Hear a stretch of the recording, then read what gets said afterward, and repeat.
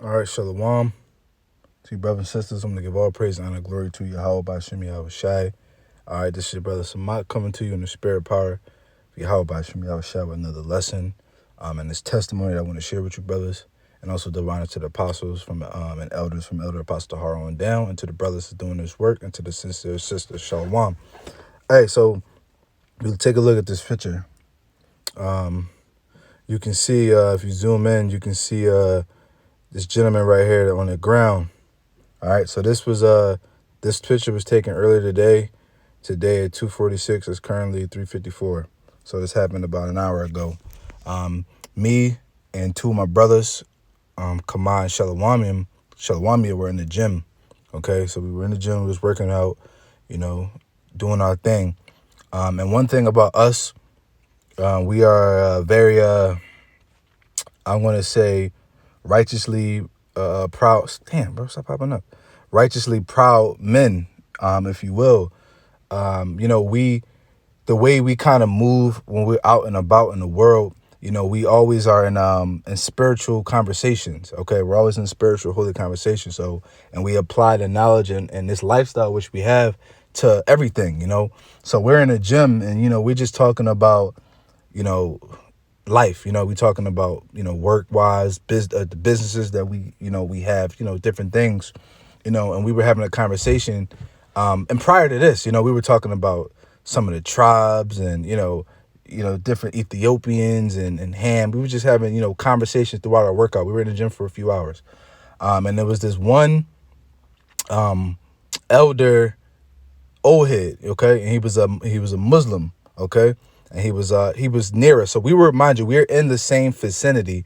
Okay, if you know anything about the gym, you can see this little machine right here. So where I took this picture from is exactly where we were standing at. Okay, we had the pull-up bar with the cables to do chest and triceps and biceps. We were doing all of our little things over there.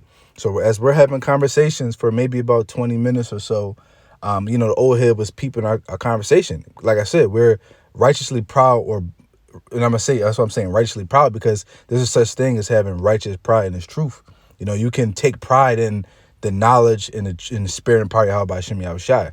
So, we having conversations talking, hey, man, the Lord, he wants us to elevate, and he wants us to take care of our temples, take care of our lives. He said this ain't our rest, but that don't mean being bum. Brothers be talking about that. So that's the kind of conversation we're having. We're talking about this. And then we're like, well, the scriptures say this, at the end of the day, when the Lord come back, X, Y, Z. So as we're having this conversation, the brother, Kamad actually, we're like literally probably within 3 to 4 feet from this man. So the brother Kamad pulls up, or he gets kind of closer to him. And then the guy asks him, he said, hey, brother, y'all Israelites, right?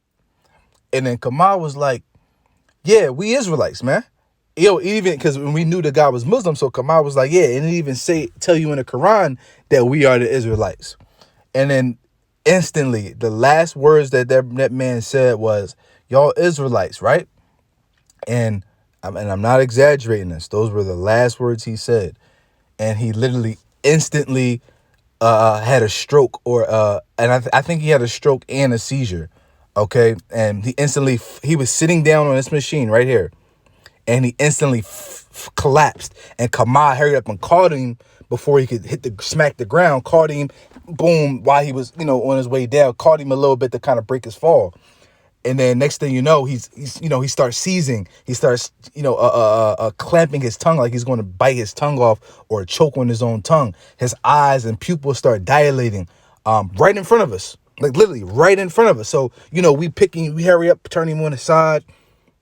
The brother Shalom be trying to keep him from swallowing his tongue and biting his tongue off. And in that moment, Shalawami is looking at him, and then the guy's looking him dead in his eyes. And Shalawami, and you hear him, Shalawami's like, hey, Yahweh about Shem Yahweh Shai. Yahweh about Shem Yahweh Shai. Yahweh about Shem Yahweh Shai. And then the brother just instantly goes out. Boom, eyes start turning blood red. His pupils dilate. He stops breathing. His heart stops. There's no pulse. One of the guys, the gentleman right here you see in the red, instantly hops on him, starts doing chest compressions. Boom, boom, boom. I hear mind you, his tongue was kind of like in between his teeth because he was like clamping on his tongue like he was about to chew it off. So here was like, and then boom, went out again. Chest compressions, boom, boom, boom, boom, boom. After like 3 minutes, and then he was breathing for a little bit, maybe for about a minute or two. And the next thing you know, boom, he went out again. He went out like 2 or 3 times before the paramedic showed up. The paramedic showed up. They start, they do, they put they shock him with the defibrillator. That doesn't work. They're doing chest compressions. They shoot him with adrenaline. And then for like about a good 30 minutes, this man kept going in and out of, his heart kept stopping for minutes at a time. So he wasn't really getting a lot of oxygen to the brain. He just kept dying, coming back, dying, coming back, dying. And Shalawamia said something very crazy. He was like, listen, it happened like this. He said, well, this is what I see. He's going in and out of the spirit world, and and hey, the Lord giving him his judgment or having a conversation with him, man, or an angel, whatever, man. It's crazy because the last words this man said was, y'all Israelites, and it instantly passed out. So the way I look at it is like, damn. And this is what one of the brothers said in the chat. He said, yo, y'all was about to edify him, and the Lord said, nah. And the reason, the way I look at it is like this. Let me grab some precepts. Let's look at Sirach. I don't even have it, but let me grab it real quick. Sirach 5 and verse 7. Ecclesiastes 5 and 7. It says, make no tarrying to turn to the Lord, and put not off from day to day, for suddenly shall the wrath of the Lord come forth, and in thy security thou shalt be destroyed and perish in the day of vengeance. So it can happen just like that. And I don't know if this man made it or not, but if I can make my own assumption based off of the medical and biological knowledge that I do have, I don't think that man made it. I don't know. I don't know if he'll make it to the hospital. I don't know if he'll die in the hospital. I don't know if he has brain damage. But that man was not breathing, and he kept going in and out. His heart kept stopping multiple times, like more than 10 times. So he was not getting enough oxygen to his brain. So even if they managed to get him in stable condition, we don't know the amounts of brain damage that was done, because the brain can't thrive without oxygen for a short period of time. You lose your brain, you lose oxygen to your brain for a matter of minutes, and it's a wrap. Okay, so you can't put this word off from day to day, man. The way I look at it is, this man probably has nephews or a son or a close friend or somebody to him that's an Israelite, that knows they're an Israelite, and that gave him this knowledge multiple times over. And he had that Muslim stronghold. And hey, man, the way we look at it is, we were kind of desensitized to the whole thing. We tried to help the brother, tried to help the man. We did our part. We did the best we could do, but it's in the Lord's hands, man. And at the end of the day, we were a little desensitized to it because we know that no man died innocent, man. So let me get the next precept. This is Hebrews 10 and 31. It is a fearful thing to fall into the hands of the living God, man. This is a fearful thing. You don't want to play with the Lord. Like the scripture says, in thy security, thou shalt be destroyed. And it's just spiritual because, hey, you know what it say, man? The angels of the Lord encamp around about them that feareth him, man. So if we be those men, and us constantly being in the spirit, we do the work. Hey, man, listen, we be in the spirit, man, and we put on as the elect. So we believe in confidence that we have holy, righteous angels encamping around us, man. That's what we have faith in. So we got these angels around us, and this brother and this man knew, bro. He just knew. Yo, y'all Israelites, right? He's being condemned the whole time we having a conversation. He's overhearing these words, and through the spirit, he may have been mocking, man. It's a possibility in his heart or his mind, he were mocking us as we were having conversations, man. But something told him to ask us, y'all Israelites, right? And the Lord just said, man, fuck that. Took him out, man. or jacked him up. I don't know. Like I said, I don't know if the man's dead or alive, but I don't know, man. It's very unlikely that that man made it. But hey, at the end of the day, it's the Lord killeth and maketh alive. So, hey, I will find out at a later date. You know. So, hey, bro, let this be a testimony, and an exhortation, bro. Like, hey, if for brothers and for y'all family members, man, y'all close family members, hey, listen, so you're gonna have to count them out, man. If they can't get it, hey, listen, let's get this precept. No, I did have Sirach 5 and 7 here. I'm tripping. Let's get this precept. No, not this one. Acts 17 and 30. It says, and the times of this ignorance the Most High winked at, but now commandeth all men everywhere to repent, man. So the scripture says, and actually in this same chapter right here in Hebrews, if you go to the 26th verse, it says, for if we sin willfully after we have received the knowledge of the truth, there remaineth no more sacrifice for sins, man.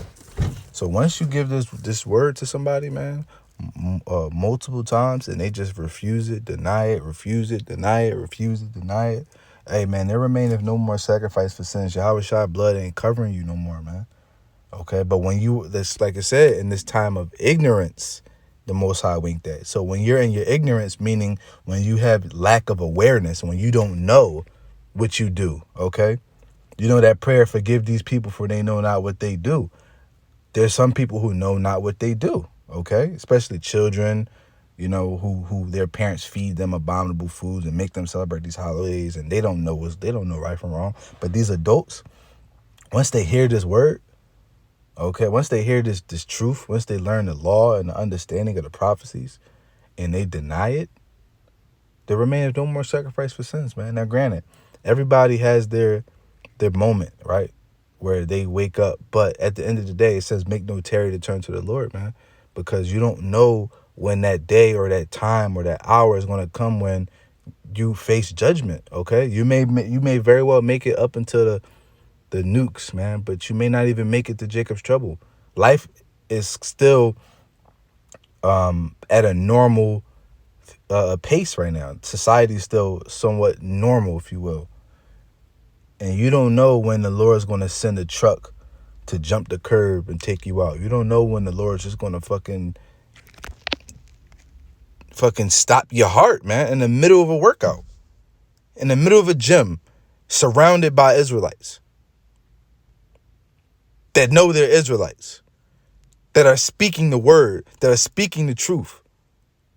And you just get condemned because your spirit is just wicked, man, and refuses to hearken. And he acts as if we're Israelites. So he knew what we are about. He knows about this word. He knows this truth, man.